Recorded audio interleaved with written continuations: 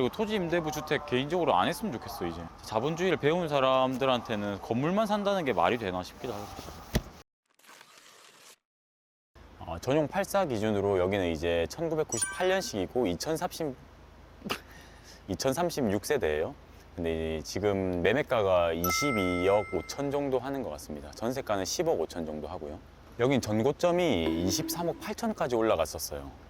그러니까 사실은 지금 현재 매매가가 거의 전고점을 돌파할 수 있는, 오늘 여기와 비교할 아파트는 세 군데입니다. 먼저 서초구의 롯데캐슬 클래식, 그리고 강남구의 대치현대, 마지막으로 송파구의 헬리오시티입니다. 나머지 세 개 아파트는 지금 여기 한가람 아파트와 가격이 되게 비슷합니다.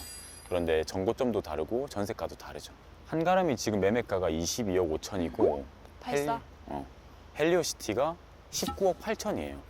근데 헬리오시티가 더 신축임에도 불구하고 19억 8천까지 떨어질 수 있는 이유는 투자자들이 많이 붙어있기 때문이 아닌가 싶어요. 세대수도 너무 많고, 서초구의 롯데캐슬 클래식이나 대치동에 있는 강남구의 대치현대도 마찬가지로 되게 높은 금액까지 올라갔던 친구들이에요. 이 친구들도 지금 금액이 22억 5천, 22억 4천 하거든요.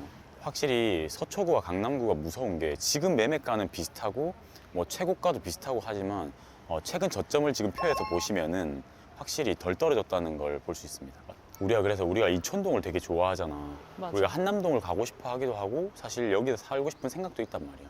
근데 여기가 확실히 지금 동부 이촌동 같은 경우에는 남쪽과 북쪽이 사실 온도차가 되게 지금 크단 말이야. 남쪽은 동부 이촌동의 남쪽은 지금 재건축이고 북쪽은 대부분 다가 리모델링이에요.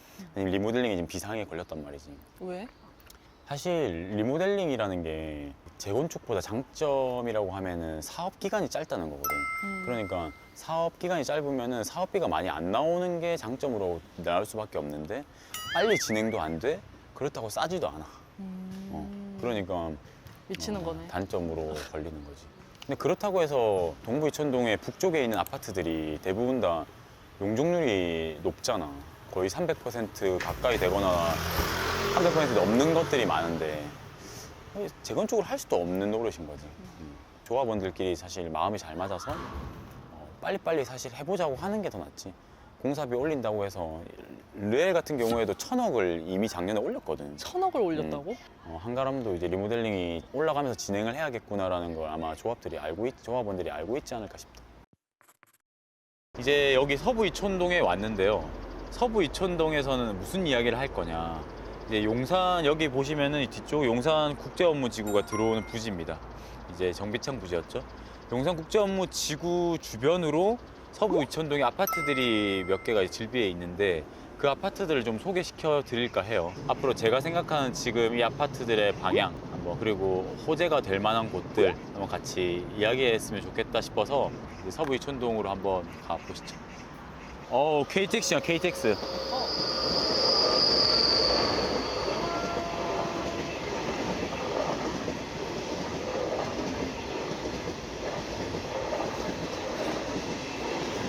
여기가 국제업무지구가 제일 잘 보이는 지점이 아닐까 생각돼요.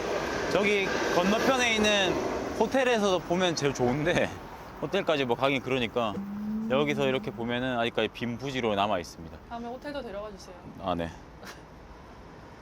용산국제업무지구는 전략환경영향평가서, 그러니까 정부에서 하는 환경영향평가서가 최근에 잠시 공개됐다가 들어왔거든요. 이제 여기 이 지금 부지 중에서 가장 왼쪽 부분 있죠.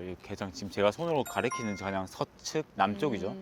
여기가 업무 지원 시설이 들어오는데 거기가 이제 아파트 3,500세대, 오피스텔 2,500세대가 들어와요.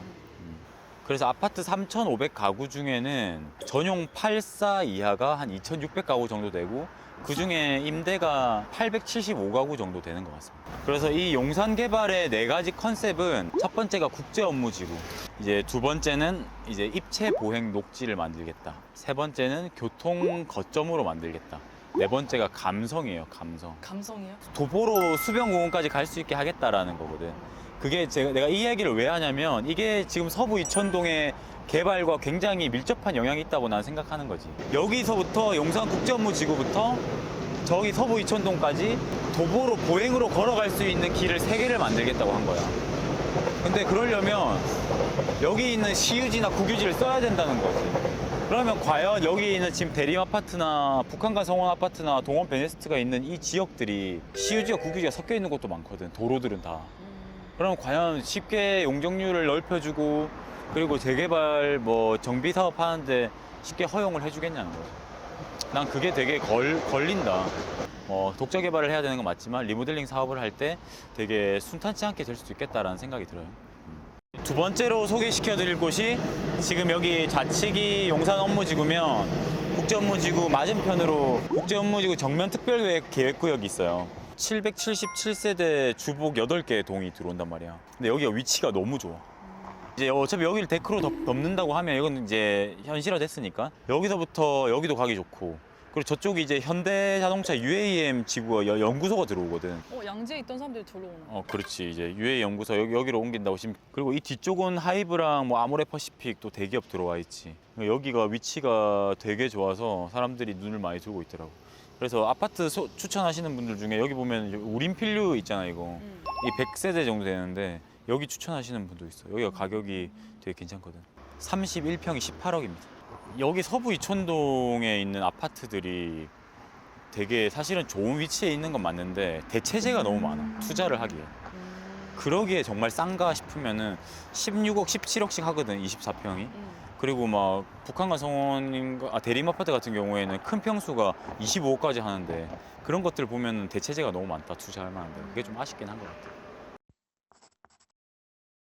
방금 국제업무지구에 대해서 설명을 드렸는데 이제 국제업무지구를 계획을 할 때 처음에 2007년도에 오세훈 시장은 여기 서부 이촌동이랑 같이 이제 재개발 합쳐서 하자라고 계획을 했으나 여기 사람들이 많이 반대를 했단 말이에요. 함께 하자고 이제 협의할 건덕지가 없어요. 그럼 이제 내가 생각을 해봤지. 서부 이촌동에 있는 아파트들, 특히 한강변을 바라보고 있는 이렇게 호재가 큰 아파트들이 어떻게 그러면은 정비 사업에 들어가야 될까 생각을 해보니까 여기 지금 뒤에 보이시는 여기 강변 강서 아파트가 지금 공공 재건축입니다.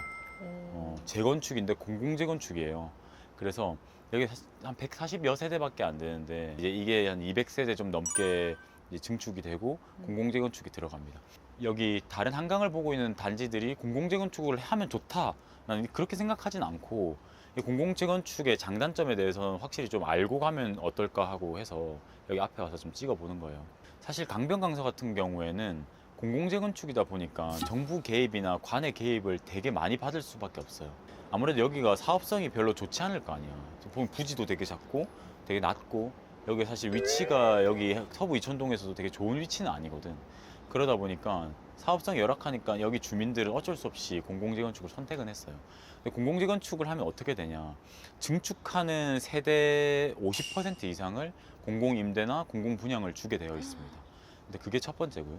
두 번째는 이제 가격인데 가격 같은 경우에는 일반 분양가가 최근 이제 주변에 있는 그 분양 시세의 70% 정도면 일반 분양을 받을 수 있는 게 강점이긴 해요. 근데 중요한 건 조합원 분양가가 그 일반 분양가의 95%밖에 안 된다는 거.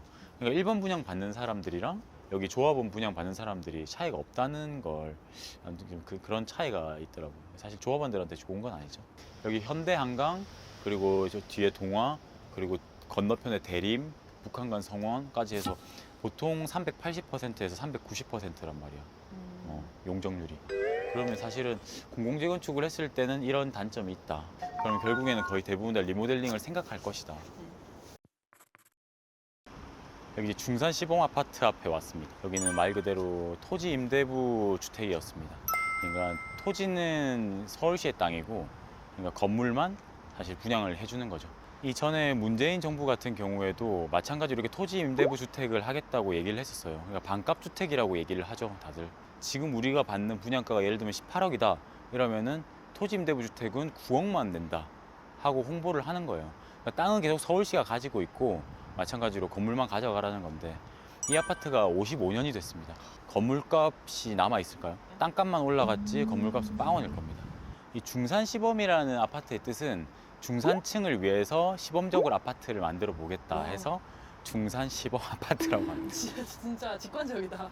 너무 직관적이죠. 진짜 직관적이네. 토지를 매입할 수도 없는 노릇이고 건물만 내 땅이다 보니 건물만 내 거다 보니까 할 수가 없는 건데 2022년도에 대부분의 주민들이 동의를 해서 이제 5년치의 지대 비용을 다 우리가 지불하겠다 하고 돈을 내게 했으니까 재건축을 하게 해달라 하고 이제 서울시에 제출을 한 상태인 걸로 알고 있어요.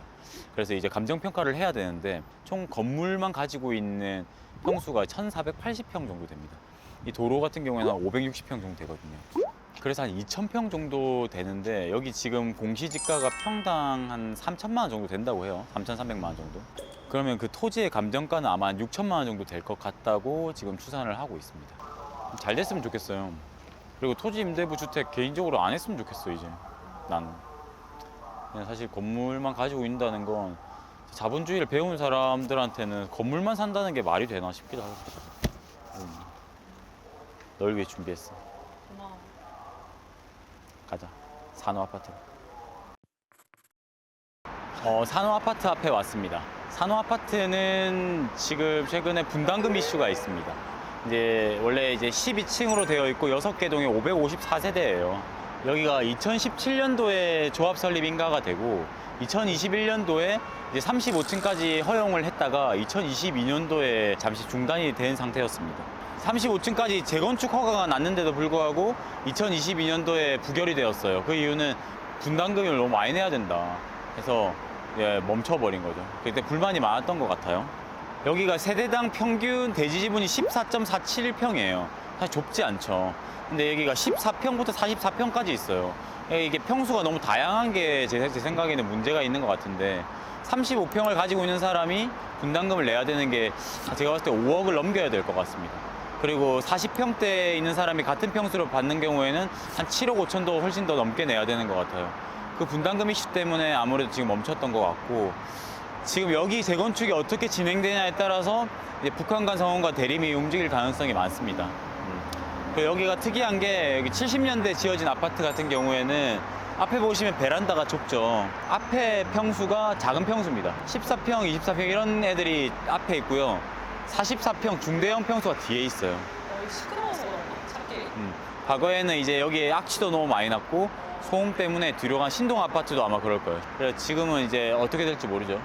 사실 앞에 있는 사람들이 더 감정평가액이 높겠죠? 아, 그렇죠. 근데 그건 아마 조합원들끼리 아마 이야기를 했을 것 같습니다. 월급이 너무 적습니다. 일단 제가 전역을 하고 다 놓고 바닥으로 떨어진 상태에서 이제 와이프한테 고백을 했기 때문에 직업이 없는 상태에서 그래서 지금 거의 비슷하지 않습니까? 네. 지금 이게 현실주의자들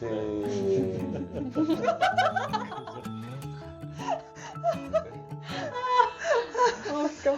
아, 미쳐버리 숨 막히지 않나? 미쳐버릴 것 같아.